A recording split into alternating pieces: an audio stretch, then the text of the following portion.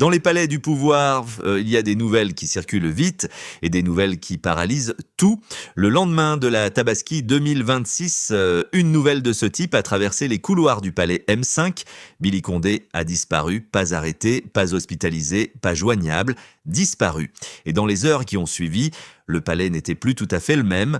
Ce soir, nous vous racontons ce qui s'est passé à l'intérieur. L'ordre avait été donné, l'unité Cobra avait été dépêchée, tout semblait sous contrôle, et puis plus rien. Billy Condé n'est pas à son domicile, il ne répond pas au téléphone, il n'est pas à Cancan, il n'est nulle part où on l'attend. Dans un premier temps, certains pensent qu'il se cache quelques heures, le temps de négocier, le temps de chercher une médiation.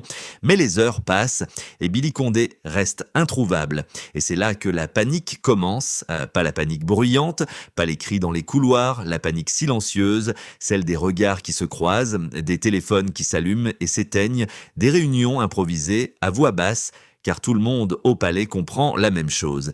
Billy Condé n'est pas simplement en fuite, Billy Condé est en liberté, et Billy Condé sait des choses. La disparition de Billy Condé pose une question immédiate au palais M5. Comment un homme aussi proche du président, aussi surveillé, aussi connu, a-t-il pu quitter le pays sans que personne ne l'arrête ? Deux réponses possibles.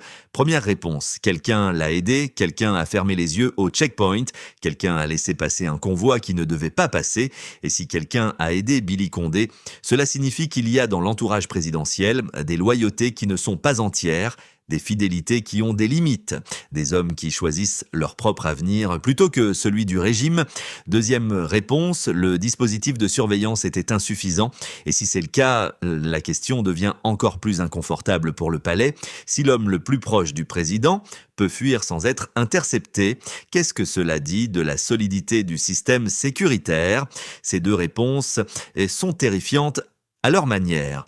Et le palais M5 le sait. Billy Condé est à Washington. Le palais M5 a digéré le choc.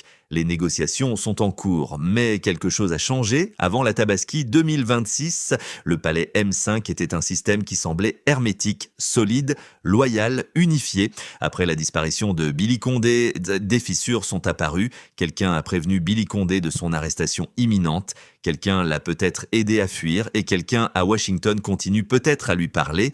Dans tous les systèmes de pouvoir, la loyauté absolue est une illusion. Et le moment où cette illusion se brise est toujours le moment le plus dangereux pour un régime. Le palais M5 a survécu à cette crise, pour l'instant. Mais la question demeure, combien d'autres Billy Condé existent encore dans les couloirs de Koulouba ? Partagez cette vidéo pour que la Guinée comprenne ce qui se joue vraiment au sommet du pouvoir.